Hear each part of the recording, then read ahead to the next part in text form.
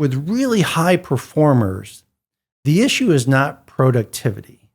The issue is burnout. Having a system so they can leave their system and, like you mentioned earlier, go back into free space to recharge the batteries can lead to a more pleasant work experience and career experience once you get the game, that it's really not about working 80 hours a week. That's a sign that your system is failing you. You know, if you can work a reasonable amount of hours for the context and the goals that you're holding and do it with the least amount of effort and be able to answer the question, do I feel appropriately engaged in all the different roles I'm holding in my life? Might be killing it at work, but maybe your relationships are failing. Might be killing it at work. Maybe your health is not where it needs to be. Welcome to the Culture Goodr podcast with Stephen Leese and Sean Tinney. This podcast is a behind the shades look at creating and changing culture inside of Goodr sunglasses. You can live with the status quo, you can challenge the status quo, or you can do what we do at Goodr and status the quo challenge.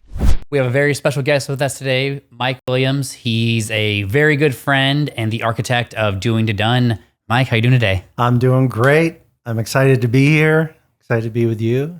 Excited to be at Goodr. Oh yeah. See all my friends here. All right, Mike, before we get into Doing to Done, which is, productivity made simple, will you please tell us an interesting story about yourself that led to the person you are today? It could be anything. Anything. Yeah. The first story that comes to mind is I was in middle school. Right. And my dad put up a basketball hoop on my, we lived in a one-car, we didn't live in a one-car garage. We had a one-car garage. So he put a basketball hoop up, handed me a basketball, and I took a shot, made my first basket on that hoop. And a little more context. I grew up in upstate New York, and we lived, my parents' house in that one-car garage was at the end of a long driveway. So it kind of had these ruts in it. So when I was shooting baskets, I soon learned that the reward was to stand in front, and then it would bounce back to me. Yeah. And then from there, I was like, okay, this is pretty cool. I paced off 15 feet and pasted a duct tape line, and that was a foul line. Yeah. And on this space, I started just one at a time, just started practicing what a foul shot can look like. So over time, what took place was I got this internal rhythm of understanding what a shot looked like. Yeah. And what it felt like. And I could tell if it was going to go in by the way it left my hands. And that spot really became my sacred spot. Yeah. It's kind of where I would go when I was stressed out. It was where I would go to practice. Is where I would practice in spring, summer, winter, and fall, like minus 20 degrees. Yeah. And I didn't know it at the time, but it really set the foundation of understanding what the power of practice is all about and what the power of just the next one is the one to focus on. Yeah. So, as a result of all that practice, I ended up holding my high school free throw percentage, for a period of time. But later on in life, just the remembrance of that experience of how to enter into a practice, how to hold focus for a period of time, and the practice within the practice was something that just got revealed to me as I aged and as I learned other practices. So that really just formed my whole life. And it's kind of a magical thing. I still go back to it these days. What I love about that is from a very young age, it was actually kind of a form of mindfulness practice. Oh, right? yeah, absolutely. You're in the moment. In the zone. Something that we've talked about before is, your book, Doing to Done, is a productivity system. Yeah. But the real secret behind a productivity system is not about being uber productive all the time. It's Right. about having things in place so you can be the most present in life. Mm-hmm. Do you agree with this? Yeah, I think, as we sit here as human beings, you're pretty complex human beings. You hold a lot of roles. So one of the first questions is, do you feel appropriately engaged with your life across all those different roles? And then with that, you ask the question, am I making and keeping the agreements I've made with myself and others across these roles?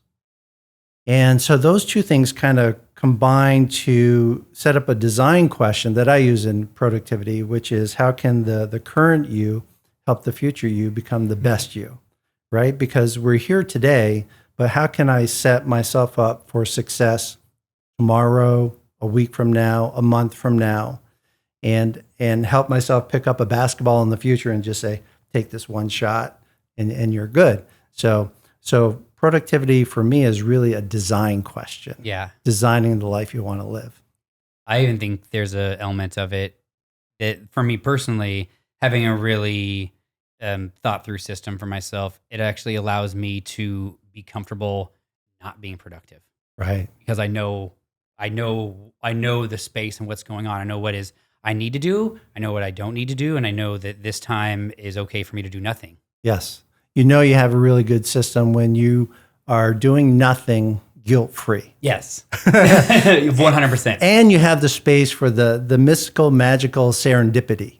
Like if something shows up and you're like, hell yeah, I want to do that. And you know all the agreements that you made, and then you can shift on a dime and just do that and renegotiate with yourself and live in that free-flowing space. So that's the importance of having some kind of trusted system in your life. Yeah, I think it actually allows for more spontaneity, not less. For sure. Yeah. All right, so from GTT to today, getting things done is GTD, everybody. Tell us your productivity journey. Yeah. Probably a two-part story. So let's do it. So the first part is the early career part where I could survive on brute force. So I could work more hours, I could drink more coffee, I could drink more Mountain Dew, and I could get all the work I needed to get done. Yep. And I call that single mic. And then this dude ends up getting in a relationship, and then get married, and then having kids, and then getting promoted. And then at that phase, I was actually out, and I mentioned this in the book, I was out on a date night with my wife, sitting just like this, looking right at my wife. And for the life of me, I could not pay attention to her because I had so much stuff on my mind. Yeah. I just recently got promoted. The kids were playing rec sports. My in-laws were staying with us because my father-in-law had to get medical treatment.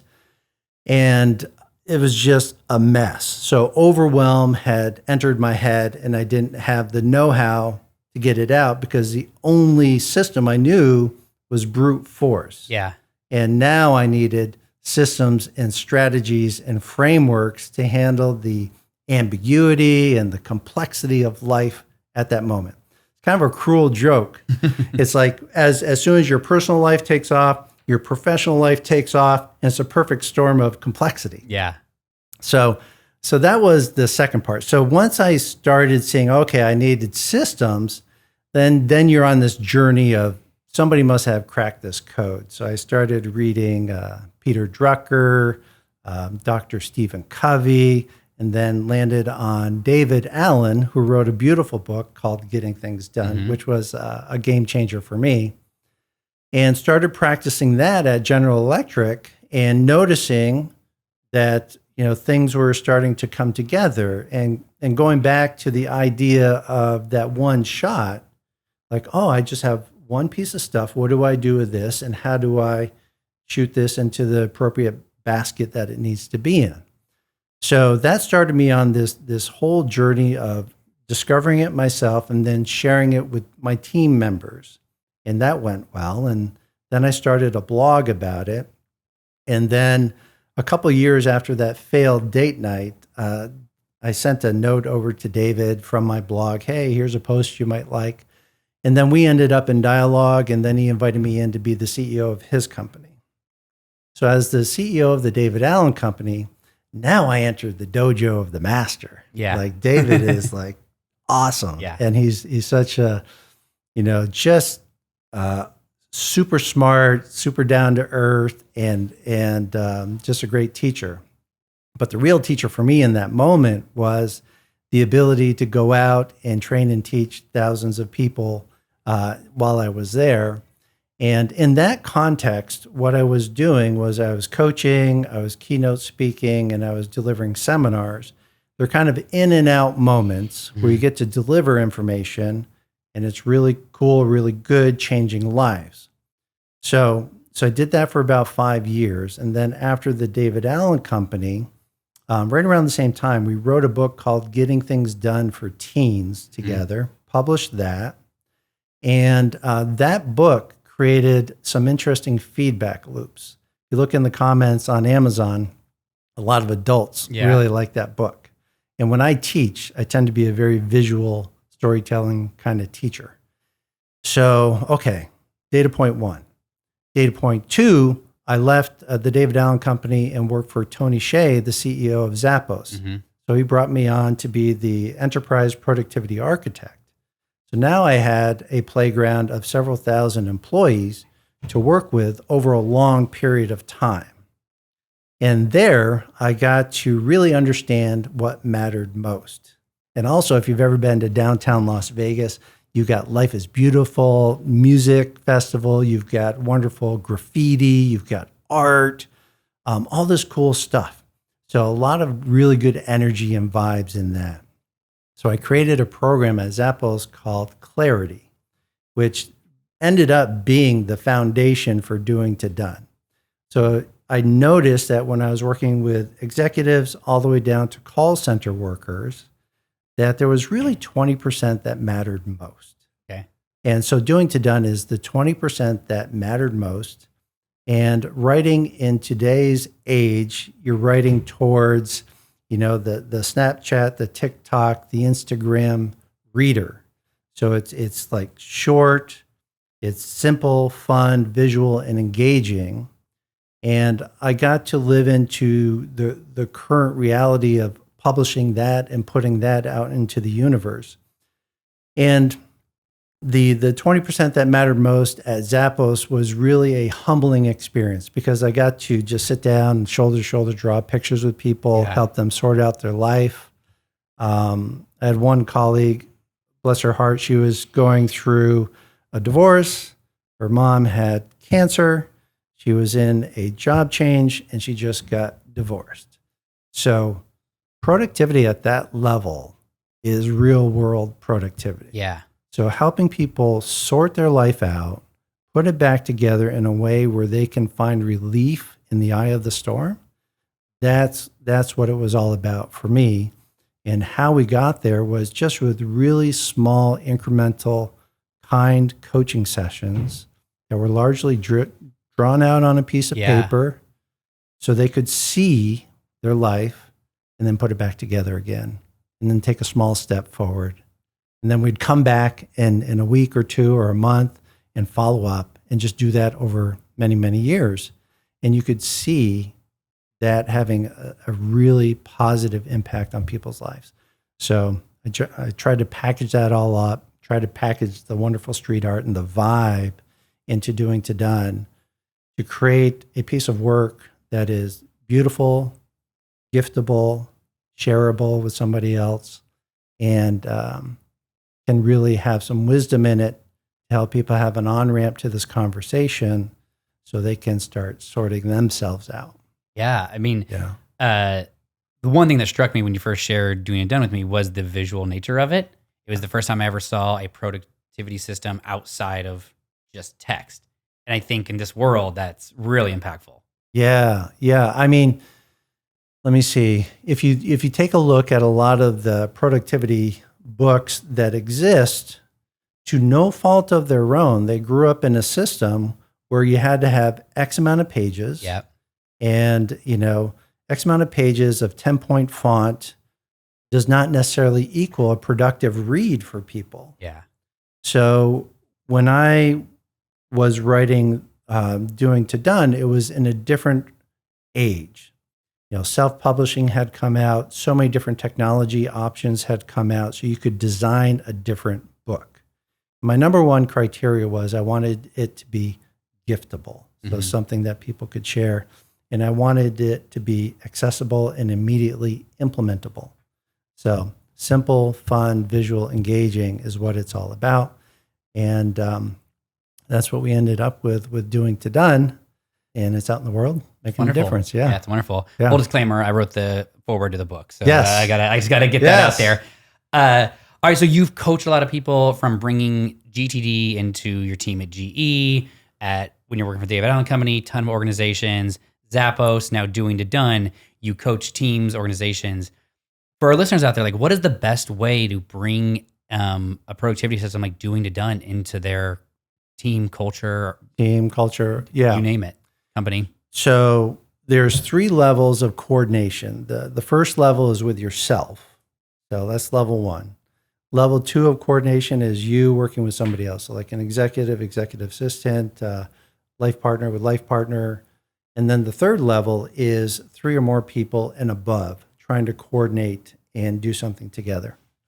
So when working with a team, kind of the secret sauce is shared language, shared practices, and shared tools. So if a team can get to that level of standardization about what they're going to use as a starting point, it's kind of like the baseline in a song. Like, this is the way that we roll here as a team. This helps us get to shared language, helps us get to shared practices. And as a result of that, we don't have to talk about that anymore because we're on the same page, literally. Yeah. And once you get there, then you can focus on sensing into the universe. What's the stuff coming at us? What do we want to do about it? And if we want to do something about it, what does done look like?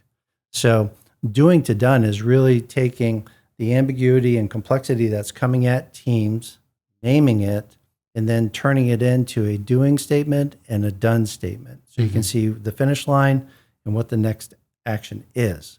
So if a team can get to that shared language, then they can just move the stuff through quicker, cleaner, and clearer.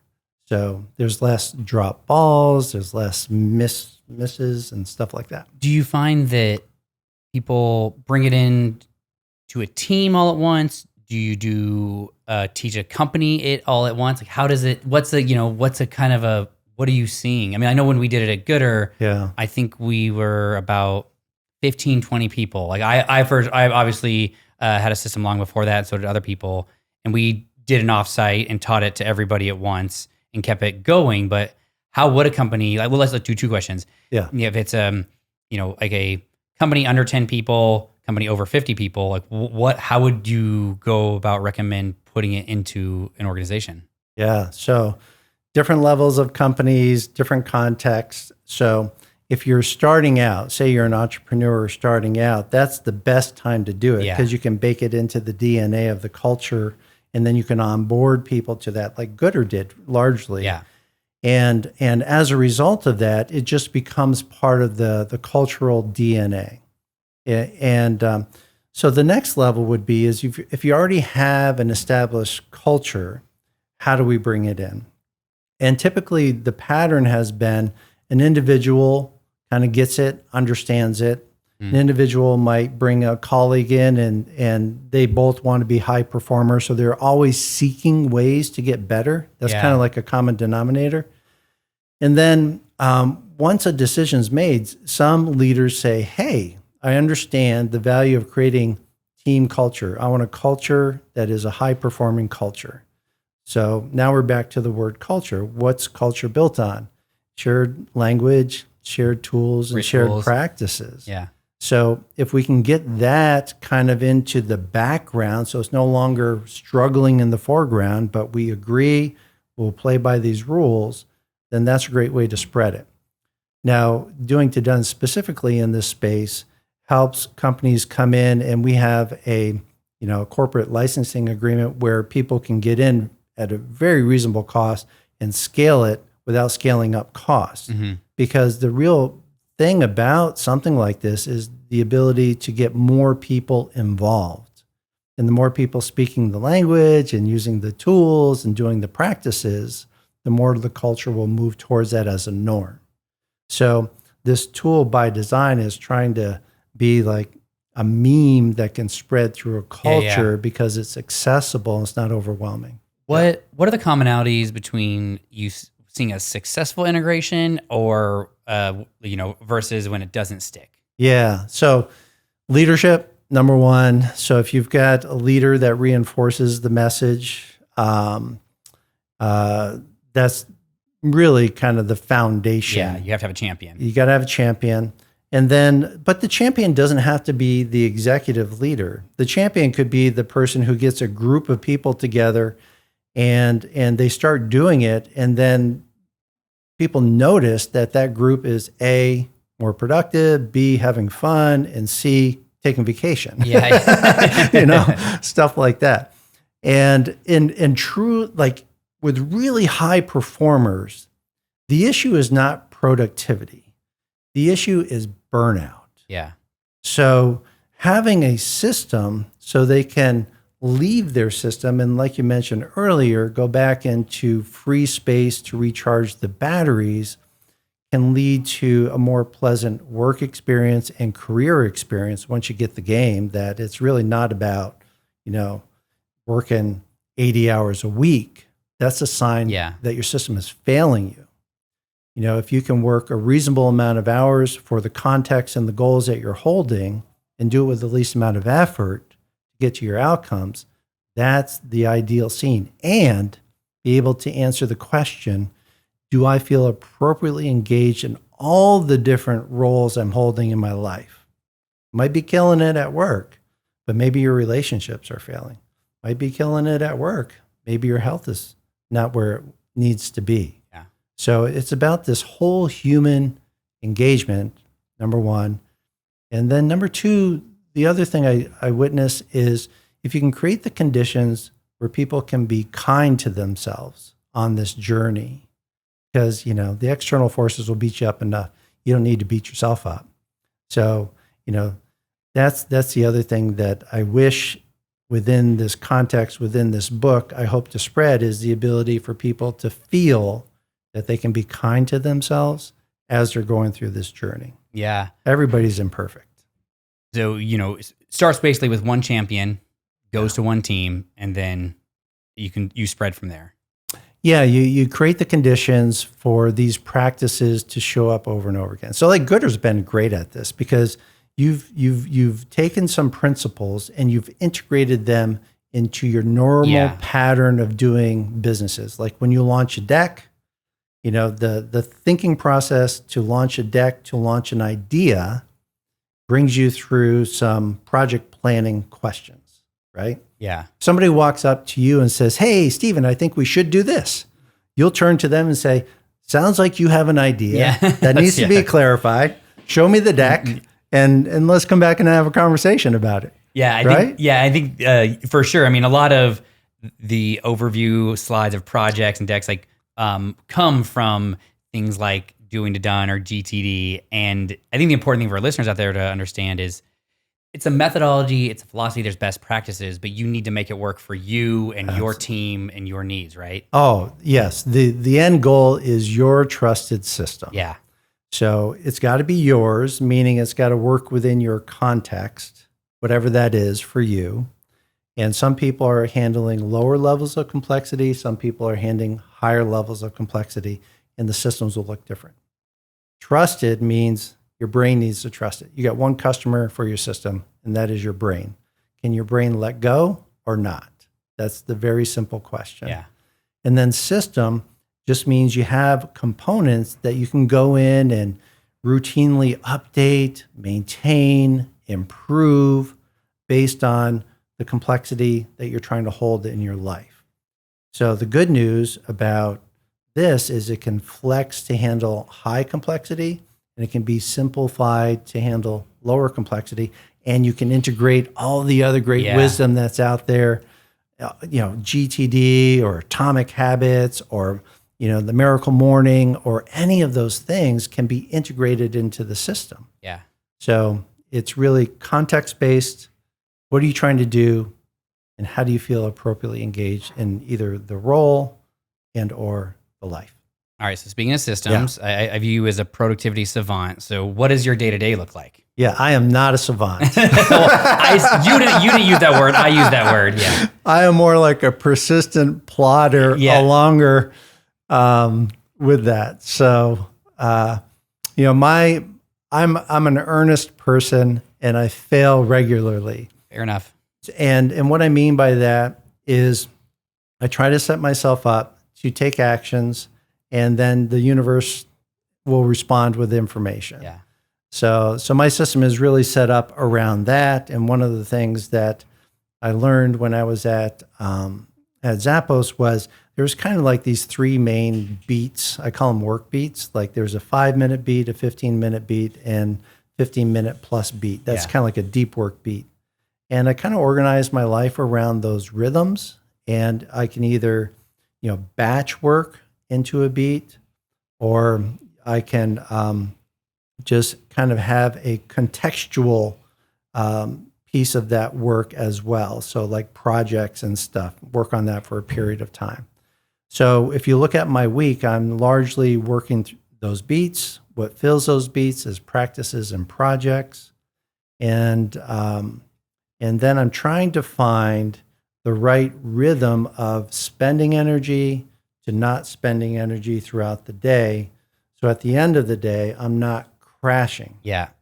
And so that kind of, if you look at, Tony Schwartz has a really good book out called The Corporate Athlete. He talks about spending energy and kind of reclaiming energy.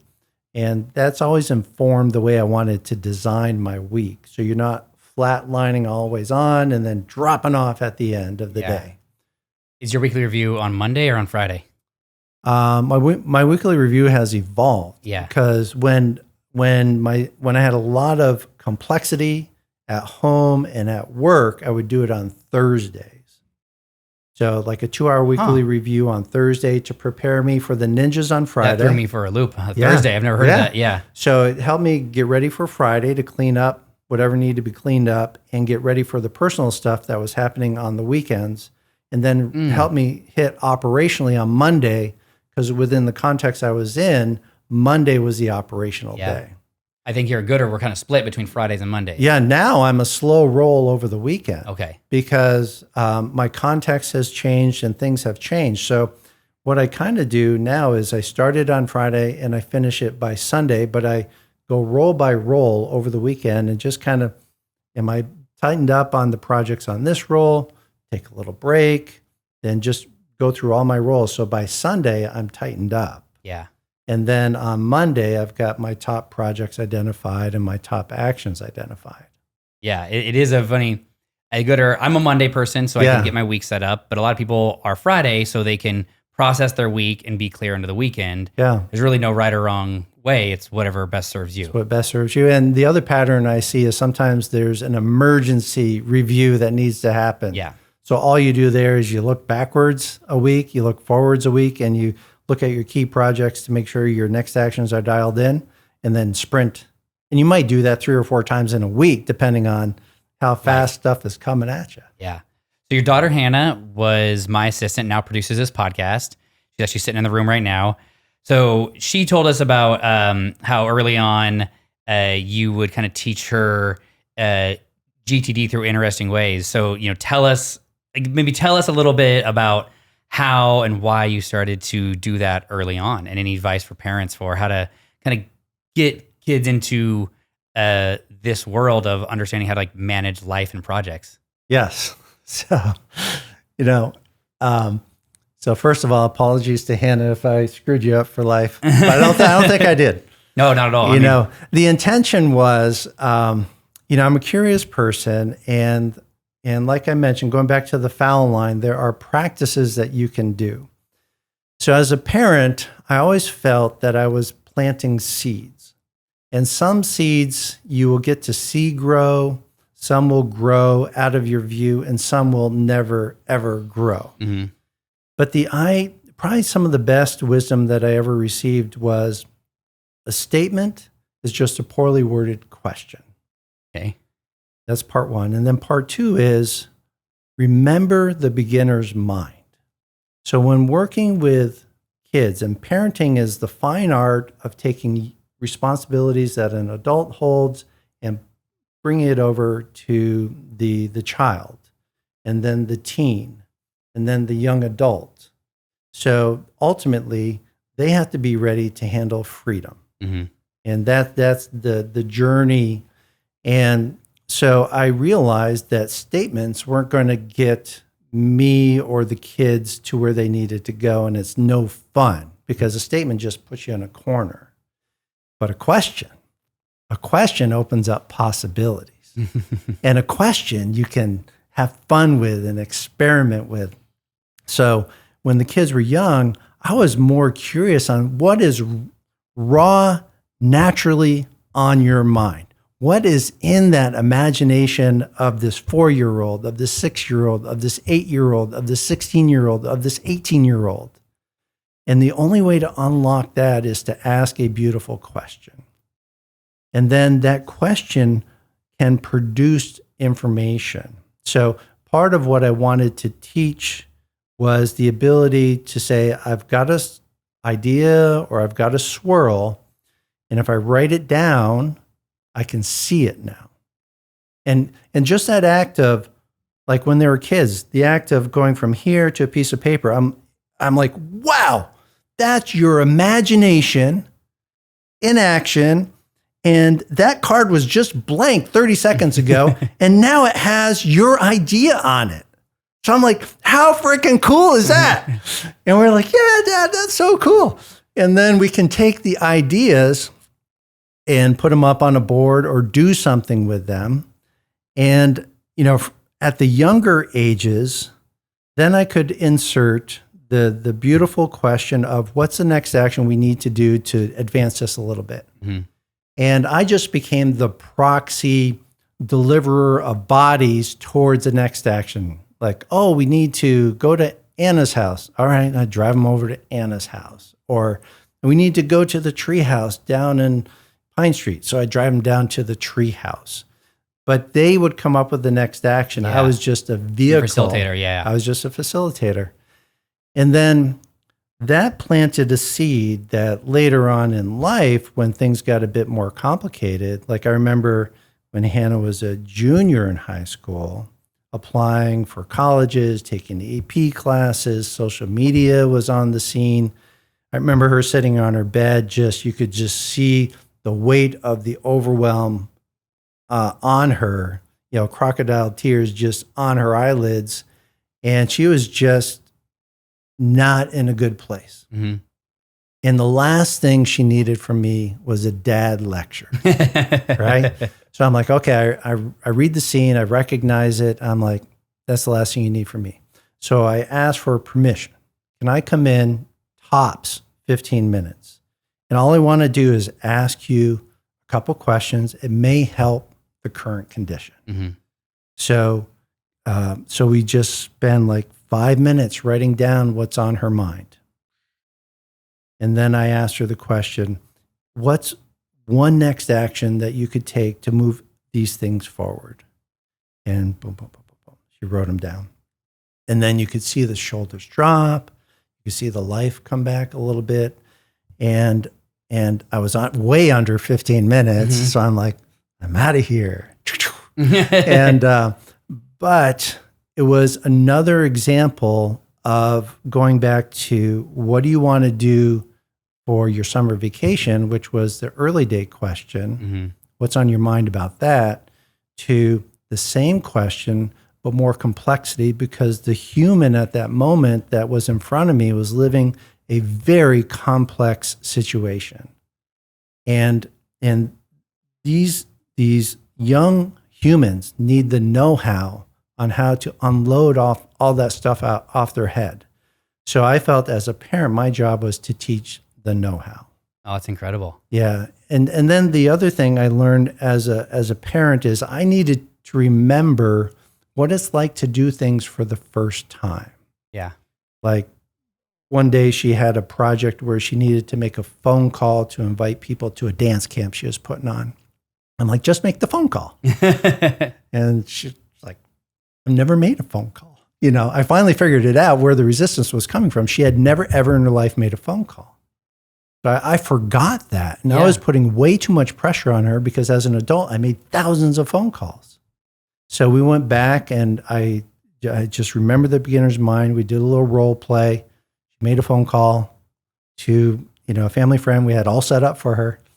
And then she had the very first experience. And then from there, she had a successful experience. Therefore, the confidence goes up. And that's where I land with professionals to this day. Yeah. Is, how can I help you transact experiences so you can learn and so you can grow? And that's what a trusted system helps you do. It's a persistent learning system. Hannah, is this, can you validate all this? Is this true? Yeah. Well, I will say after working with Hannah side by side for the past 2 years, whatever you did was incredible because you raised an incredible daughter. Well, thank you. Yeah. But I must say that whatever I did and whatever I do when I do coaching is to unlock the wisdom that's already in somebody. Mm-hmm. Period. Yeah. I can't put that in them. It's just an unlocking tool. So you, Hannah, people I coach can find the wisdom that already exists within them. Awesome. We're running low on time, so we have 3 more questions, but we'll do them quickly. Yeah. So one, goodr we value feedback, and I would love something, you're inside our culture quite a bit. What's something I could be doing better here? Yes. So you do something that's really awesome right now, like Tuesdays with Carls, you rotate through who leads them, right? Take that dynamic and find adjacents for it. Just period. Yeah. Let more people lead more things instead of the same person. Yeah. Specifically, project launches, like, going through the purpose, the vision of wild success for projects, make sure people have a chance to ask the questions and facilitate a one-on-one conversation or a team conversation on launching, and then also on doing project reviews, rotate the responsibilities of going down the project list. What's the status of this? What's the status of this? What's the status of this? So people can get used to asking those questions. Done. I can make that happen. All right, next, this is the Culture Goodr podcast. Yes. What does culture mean to you? Oh my goodness. It means shared language, shared practices, and shared tools so you can create the conditions for possibilities to emerge. Beautiful. And then last, what's one status quo you think we need to challenge inside companies today? Oh, this one